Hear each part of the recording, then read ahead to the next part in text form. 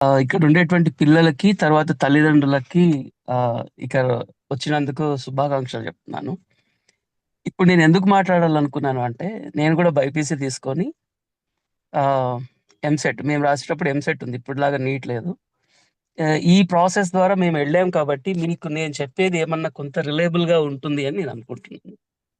So, MPC గావచ్చు, BiPC గావచ్చు, CEC గావచ్చు. ఫస్ట్ ఆఫ్ ఆల్ తల్లిదండ్రులకి నేను చెప్పదలుచుకున్నదేంటంటే, మీ పిల్లలు దేని మీద ఇంట్రెస్ట్ ఉన్నారు అనేది చాలా స్పష్టంగా తెలుసుకోండి. కూర్చోండి. ఒక 3 రోజులు కూర్చొని మాట్లాడండి.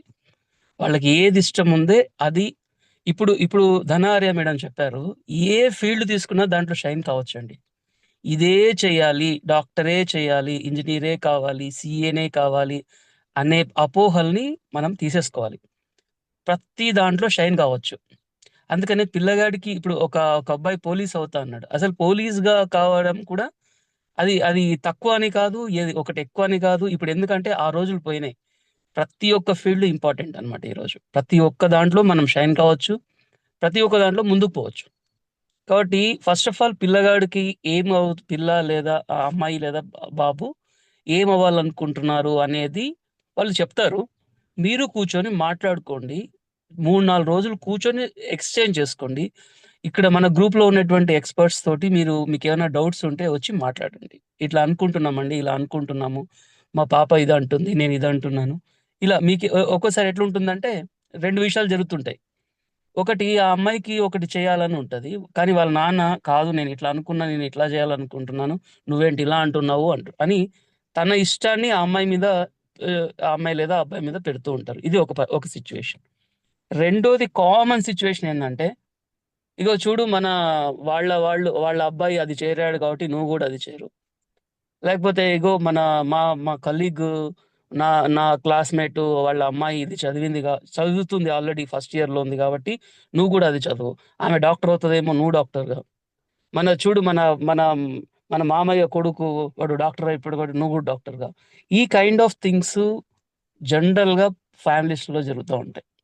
కాబట్టి అది అలా తొందరపడి డెసిషన్స్ తీసుకొని ఆళ్ళకి ఇష్టం ఉన్నా, లేకున్నా దాంట్లోకి తోద్దాము.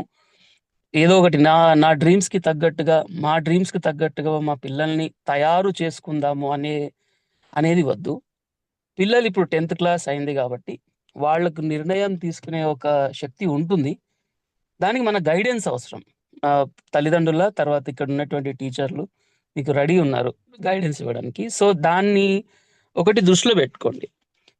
రెండోదేందంటే ఈ మేము ఎంసెట్ చేస్తున్నప్పుడు ఇప్పుడు అసలు బైపీసీ చదివితే డాక్టర్ అవుతారు అనే విషయం మాకు తెలీదు.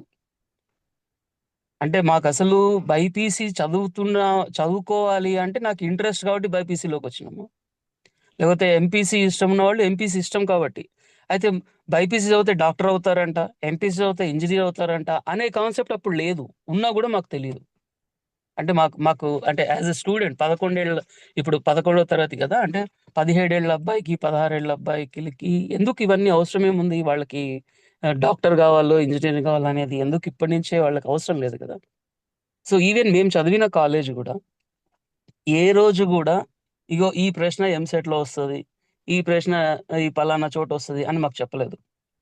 మేము చదివిండేది ఇంటర్మీడియేట్‌లో మంచి మార్కులు తెచ్చుకోవడం కోసం మాత్రమే చదివినాం.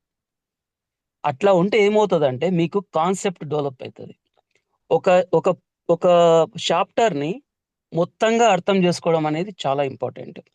దాన్ని బిట్స్‌గా ఎంసెట్ బిట్టు, ఆ బిట్టు, ఈ బిట్టుగా చదివితే మీకెప్పటికి ఆ కాన్సెప్ట్ అర్థం కాదు. కాబట్టి చాప్టర్ మొత్తం అర్థం గావాలి అనంటే మీరు తూచా తప్పకుండా టెక్స్ట్ బుక్ తీసుకొని ఇంటర్మీడియేట్ టెక్స్ట్ బుక్‌లో నాట్ ఈవెన్ నోట్స్ ఇచ్చినది గూడా కాదు. అంటే కొన్ని కాలేజ్ వాళ్ళు నోట్స్ ఏవో ప్రిపేర్ చేస్తుంటారు. ఐ డోంట్ నో ఇప్పుడు వాటి వాల్యూ ఎట్లా ఉందో ఏంటో మనకు ఎక్స్‌పర్ట్స్ చెప్తారు. బట్ వాట్ వి డిడ్ అనే చెప్తున్నాను. మేము చదివేటప్పుడు ఇంటర్మీడియేట్ టెక్స్ట్ బుక్‌లో ఉన్నది ఉన్నట్టుగా బట్టి కొట్టి చదివేవాళ్ళం అన్నమాట. అంటే అంతకు మించిన వేరే వేరే ఎగ్జాంపుల్స్ గాని, వేరే చదువు కానీ అవసరం లేదు. సో, మేము ఫస్ట్ ఇయరు, సెకండ్ ఇయరు ఇంటర్మీడియేట్‌లో ఎంత బెస్ట్ మార్క్స్ ఒస్తాయి అనే విషయం మీద చదువుకున్నాం. నా కెమిస్ట్రీలో 60/60, ఫిజిక్స్‌లో 60/60. అలా వచ్చేవన్నమాట. అంటే మాకప్పుడు బయాలజీ మెయిన్‌గా బైపీసీ, జువాలజీ అండ్ దీంట్లో గూడా 60 ఔట్ ఆఫ్ 60. అంటే మా లక్ష్యము ఇంటర్మీడియేట్ కామన్ ఎగ్జామినేషన్ ఏదంటో ఇంటర్మీడియేట్ పబ్లిక్ ఎగ్జామినేషన్ ఐపీఈ అంటాం గదా!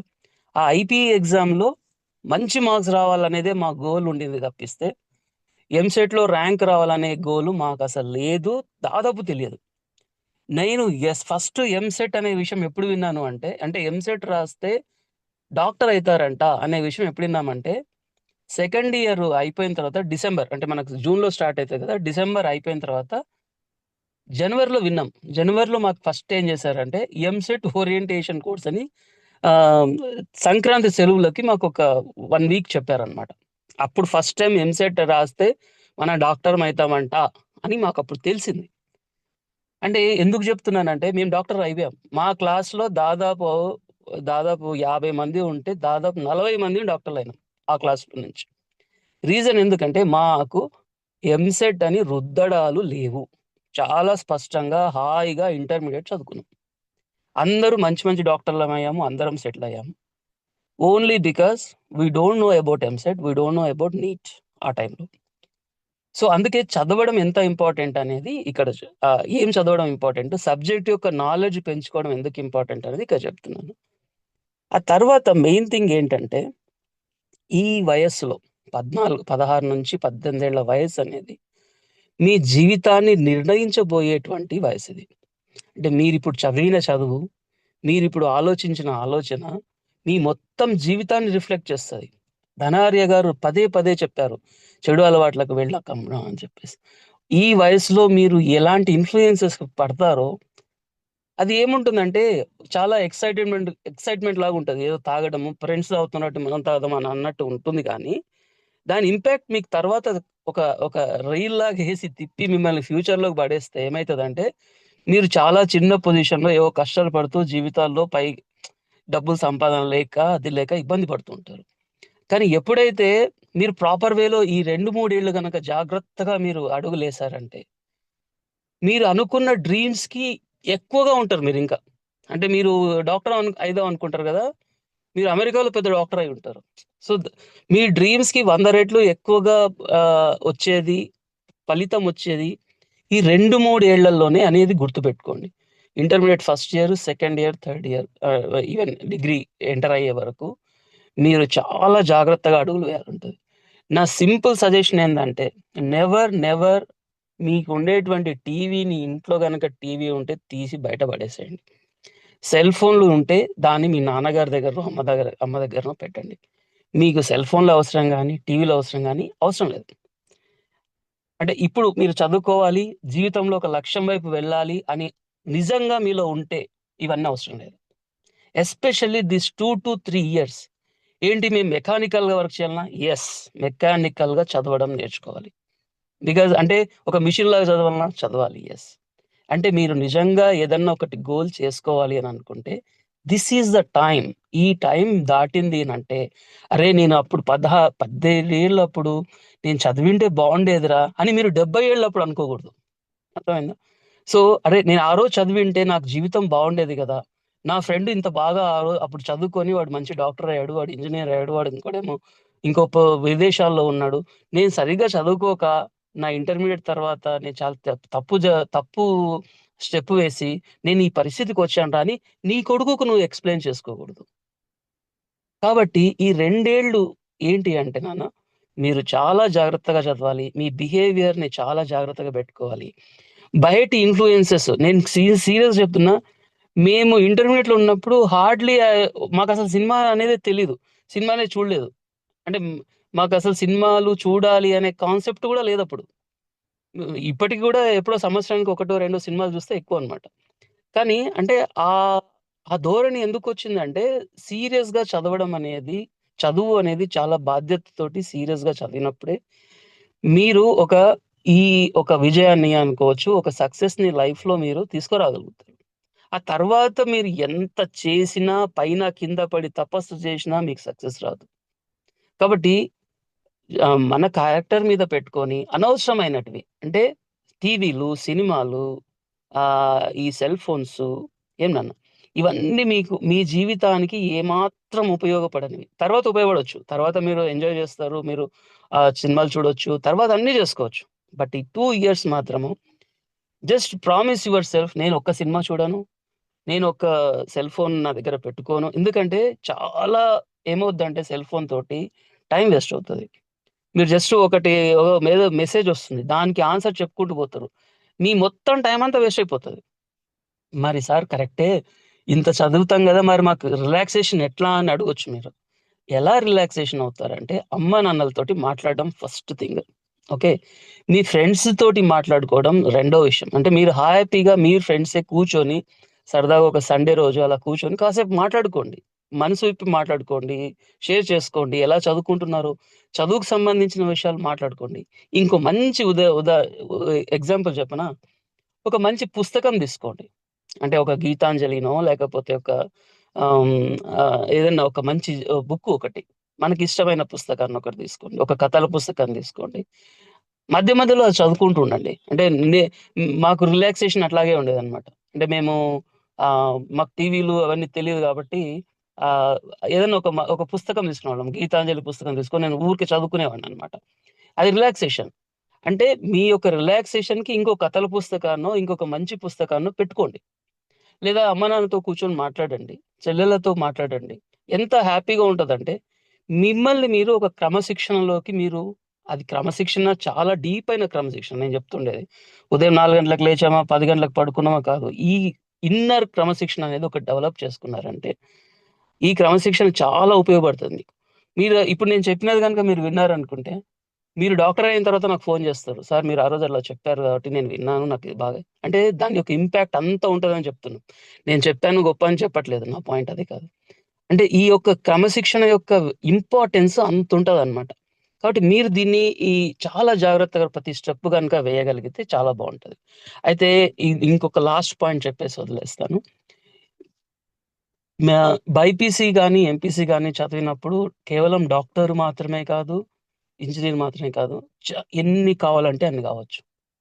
అంటే ఇప్పుడు మనం ఒకసారి ఒక గి ఒక ఒక ఒక గృహంలోంచి బయటికొచ్చినప్పుడు ఒక క్రాస్ రోడ్ దగ్గర నిలబడితే 10 రోడ్లున్నాయనుకోండి. 10 రోడ్‌లో ఏ రోడ్డు పోయినా నీకు కావాల్సినది ఒకటి వస్తనే ఉంటది. ఒక ఒక గమ్యం వస్తూనే ఉంటది. లేదు ఇదే రోడ్‌లోనే పోవాలి అనేది ఏమీ లేదు. బైపీసీ తీసుకుంటే ఇంతకుముందు ధన ఆర్య గారు చెప్పినట్టు ఆహ్, వెటర్నరీ సైన్సెస్ చేయొచ్చు. అగ్రికల్చరల్ సైన్సెస్ చేయొచ్చు. ఫిజియోథెరపీ చేయొచ్చు. నర్సింగ్ జేయొచ్చు. ఓకే. డెంటల్ డాక్టర్ గావచ్చు. ఆయుర్వేదిక్ డాక్టర్ గావచ్చు. హోమియోపతి డాక్టర్ గావచ్చు. మామూలుగా ఎంబీబీఎస్ డాక్టర్ గావచ్చు. ఇంకా తరువాత మీకు ఇంకో ఇంపార్టెంట్ విషయం ఏందంటే మైక్రోబయాలజీ తీసుకొని పీహెచ్‌డీ జేయొచ్చు. బాటనీ తీసుకోవచ్చు. జువాలజీ తీసుకోవచ్చు. జెనెటిక్స్ తీసుకోవచ్చు. ఇప్పటికే నేను జెప్తున్నా జూడండి. ఇప్పటికి 14 అయింది నేను జెప్పేవి. అంటే మీకు ఎన్ని ఓపెన్ అయితాయంటే నంబర్ ఆఫ్ థింగ్స్ ఓపెన్ అయిపోతాయి. ఇవన్నీ వదిలేసి నేను డాక్టర్ మాత్రమే అవుతాననుకోవడం పిచ్చితనం అన్నమాట. కాబట్టి ఇప్పుడు ఫర్ ఎగ్జాంపుల్ జెనెటిక్స్ రాబోయే రోజులలో మీకు నిన్ననే ఒకటి ఇది గూడొచ్చింది. పుట్టిన తర్వాత ఒక బాబులో జెనెటిక్ డిఫెక్ట్ ఉంటే దాన్ని ఎడిటింగ్ చేసి అంటే ఆ అబ్బాయి యొక్క జీన్స్‌ని ఎడిట్ చేసి వాడికుండేటువంటి జబ్బుని తగ్గిచ్చారు. 6 నెలల పిల్లగాడికి. అంటే జీన్ ఎడిటింగ్ అంటాం. ఈ జీన్ ఎడిటింగ్ అనేది ఇప్పుడు రాబోతుండేటువంటి పెద్ద టెక్నాలజీ. అంటే రేపొద్దున ఇండియాలోకొచ్చిందనుకోండి ఫర్ ఎగ్జాంపుల్ కొన్ని వేల మంది జెనెటిక్ ఎడిటింగ్ చేయగలిగేటువంటి ఎక్స్‌పర్ట్స్ కావాల్సొస్తది ఇండియాకి. అప్పటికి గనుక మన పిల్లగాడు జెనెటిక్స్‌లో చదివి పీజీ గనుక చేసుందనుకోండి, మంచి సాలరీస్ తోటి లక్షలు, 2,00,000 సాలరీస్ తోటి వాళ్ళకి మంచి ఉద్యోగాలొస్తాయి.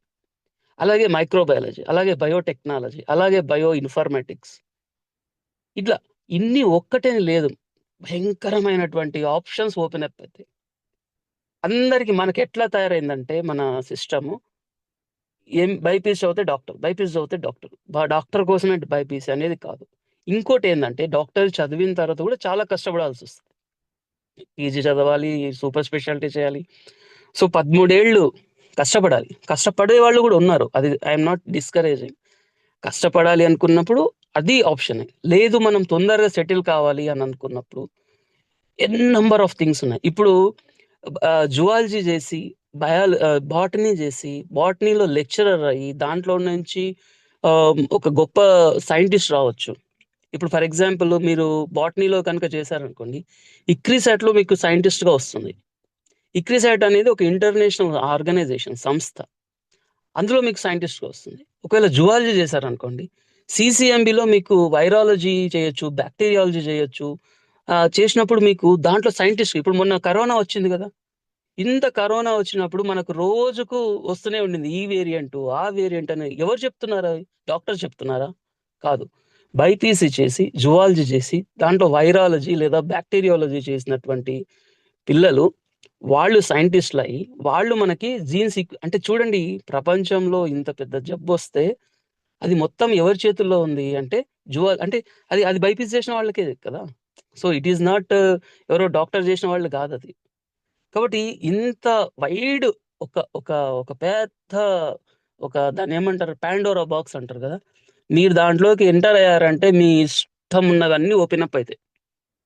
కాబట్టి మీరు చేయాల్సిందేందంటే డాక్టరే చదవాలి, ఎంసెట్ కొట్టాలి, పీజీ అదేది నీట్ కొట్టాలి అనేది వదిలేసి first of all concept develop జేసుకోండి.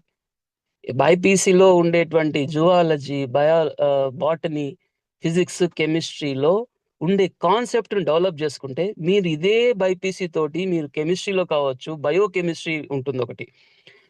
Chemistry with biology అన్నమాట. హ్మ్. బయో ఫిజిక్స్ ఉంటుంది. మీకు తెలుసు కదా! అంటే బయాలజీ విత్ ఫిజిక్స్. ఈరోజు మీరు మెషిన్స్ చూస్తారు గదా! మీరు స్కానింగ్ జేసుకోవడానికెళ్తారు. కడుపు స్కానింగ్ జేస్తారు. ఎవరు జేయాలది? అంటే డాక్టర్ జేస్తాడు. కానీ ఆ మెషిన్ తయారు చేసిన వాడు ఎవరు తెలుసా? బయో ఫిజిక్స్ చేసిన వాళ్ళు. అంటే ఆ మెషిన్ తయారు చేసి దానికో టెక్నాలజీ కనుక్కొని దాన్ని అంటే డాక్టర్లు యూజ్ చేసుకోవడానికి ఉపయోగపడి వాళ్ళకెంతుంటుంది తెలుసా సాలరీ? జస్ట్ 1,50,000, 2,00,000 సాలరీస్ ఉంటాయి వాళ్ళకి. సో, వీళ్ళందరూ మళ్ళీ బైపీసీ చేసిన వాళ్ళే చెప్తున్నాను. అందుకే బైపీసీ చేస్తే డాక్టర్ మాత్రమే అనే కాన్సెప్ట్ తీసేసి, ఇంటర్మీడియేట్ పోర్షన్‌లో ఉండేది చాలా చక్కగా కష్టపడి చదవండి. ఆ చదివినప్పుడు మీకొచ్చేటువంటి కాన్సెప్ట్ ఏదైతే డెవలప్ అయితుందో, అంటే అది పునాది. ఆ పునాది మీద మీరు ఇష్టమున్న ఇల్లు కట్టుకోవచ్చు. మీరు బిల్డింగ్ కట్టుకుంటారా? సినిమా థియేటర్ కట్టుకుంటారా? లేకపోతే ఓ పెద్ద రాజమహల్ కట్టుకుంటారా? దట్ ఈస్ మీ ఇష్టం. కానీ ఆ పునాది డెవలప్ కావాలి అంటే concept based development, concept based చదువుకోవాలి. మంచి క్యారెక్టరైజేషన్ కలిగి ఉండాలి. క్రమశిక్షణ కలిగి ఉండాలి. ఇది నా నా వర్డ్స్. Thank you.